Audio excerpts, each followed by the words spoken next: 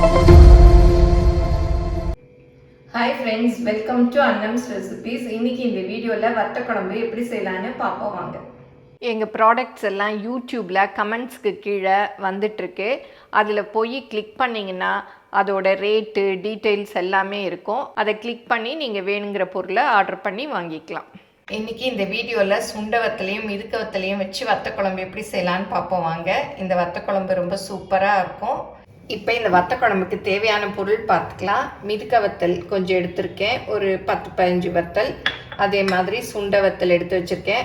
அப்புறம் நம்ம weekly meal ப்ரிப்ரேஷனில் பூண்டு உரிச்சு வச்சோம் இல்லையா, அது உரிச்சு வச்சதுனால பாருங்கள் எவ்வளோ சௌகரியமாக இருக்குது இந்த வத்த குழம்புக்கு. அதுலேருந்து கொஞ்சம் பூண்டு எடுத்துக்க போகிறேன்.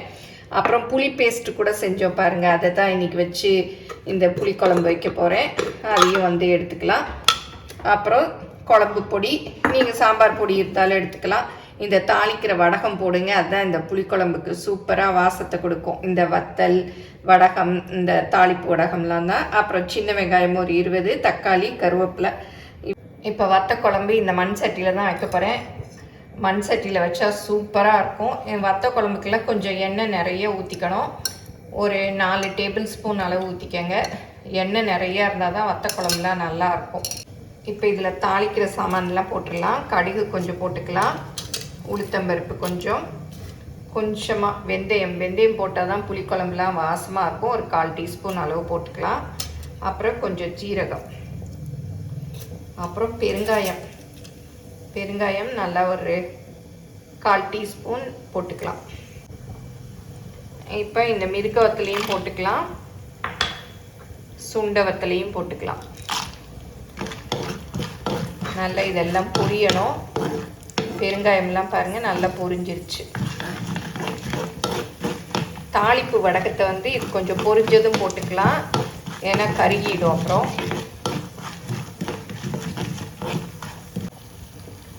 இப்போ தாளிப்பு வடகத்தையும் போட்டுக்கலாம்.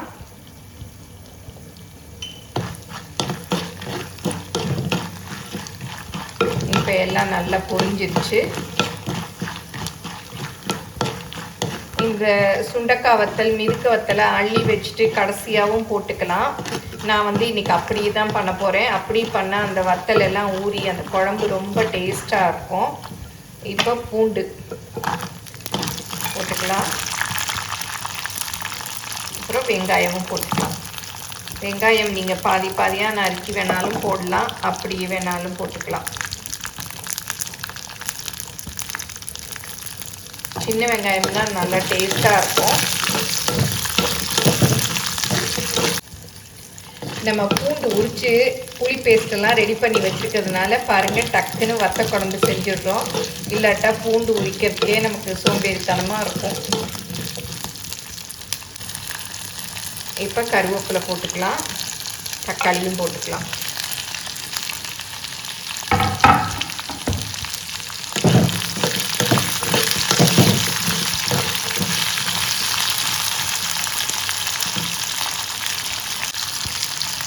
இப்போ இந்த குழம்புக்கு தேவையான கல்லுப்பையும் போட்டுக்கலாம்.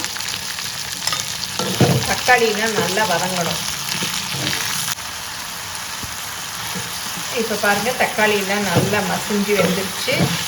வெங்காயமும் நல்லா கொஞ்சம் பிங்க் கலர் ஆகிடுச்சு பாருங்கள்.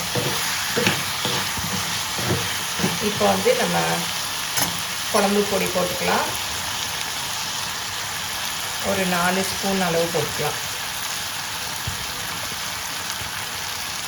குழம்பு பொடியெலாம் வேணும்னா எங்கள் அண்ணன் ஷாப்பில் இருக்குது, வேணுங்கிறவங்க ஆர்டர் பண்ணி வாங்கிக்கலாம். நல்லா மிக்ஸ் பண்ணி விட்டுறணும். கொஞ்சம் எண்ணெயில் இந்த குழம்பு பொடியை வதக்கணுன்னா இன்னும் நல்லா கலர்ஃபுல்லாக நல்லா இருக்கும் டேஸ்ட்டும்.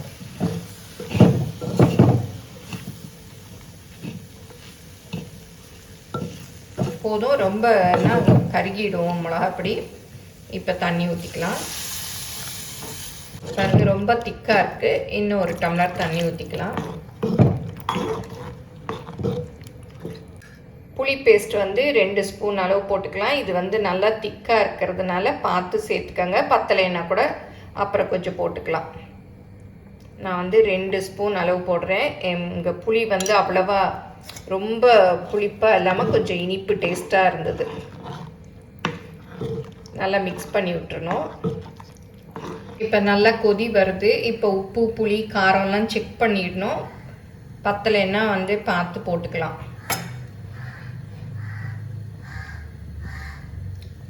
எல்லாமே கரெக்டாக இருக்குது. வெங்காயம் பூண்டுலாம் வேகணும். அதனால அடுப்பை மீடியமில் வச்சு குறைச்சி கூட வச்சிடலாம். வச்சு மூடி வேக விட்டுடலாம். நீங்களும் சுவையாக சமைக்கணுமா? எங்கள் மசாலா பொடிகளை யூஸ் பண்ணி பாருங்கள். அதெல்லாம் வாங்கணுன்னா ஸ்க்ரீனில் வர்ற வெப்சைட்டுக்கும் வாட்ஸ்அப் நம்பருக்கும் போய் ஆர்டர் பண்ணிங்கன்னா நீங்கள் வேணுங்கிறத வாங்கிக்கலாம். இப்போ திறந்து பார்க்கலாம். பாருங்கள், நல்லா திக்காயிடுச்சு. நல்லா திக்காயிடுச்சு. பூண்டு வெங்காயம் எல்லாம் கூட நல்லா வெந்துருச்சு. இப்போ வந்து ஒரு 2 ஸ்பூன் அளவு நல்லெண்ணெய் ஊற்றிக்கலாம். அப்போ டேஸ்ட் இன்னும் நல்லாயிருக்கும்.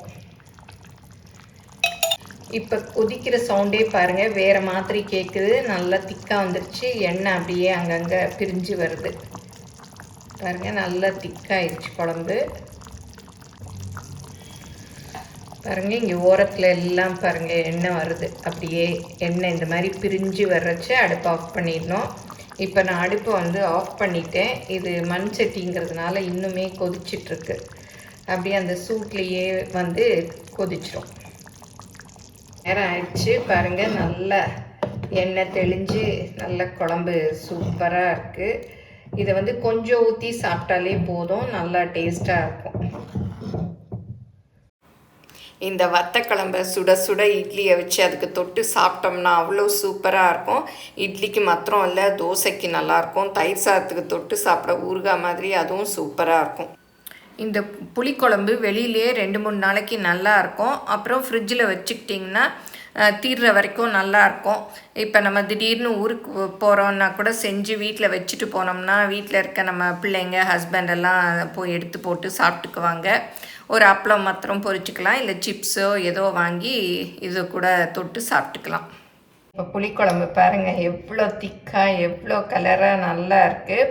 இதை சாதத்தில் ஊற்றி நெய் ஊற்றி கூட பிசைஞ்சு சாப்பிட்லாம், இல்லை நல்லெண்ணெய் ஊற்றியும் பிசைஞ்சு சாப்பிட்லாம். இந்த வெங்காயம்லாம் தயிர் சாதத்துக்கு தொட்டு சாப்பிட நல்லாயிருக்கும். இந்த சுண்டவத்தலையும் தயிர் சாதத்துக்கு தொட்டு சாப்பிட்டோம்னா அவ்வளோ சூப்பராக இருக்கும். எல்லோரும் செஞ்சு பாருங்கள். எப்படி வந்ததுன்னு உங்கள் கமெண்ட்ஸை சொல்லுங்கள். பிடிச்சிருந்தால் லைக் பண்ணுங்கள். உங்கள் ஃப்ரெண்ட்ஸுக்கும் ஷேர் பண்ணுங்கள். ஃபேஸ்புக் இன்ஸ்டாகிராமில் அன்னம்ஸ் ரெசிபீஸை ஃபாலோ பண்ணுங்கள். மறக்காமல் எங்கள் சேனலை சப்ஸ்கிரைப் பண்ணுங்கள். தேங்க்யூ.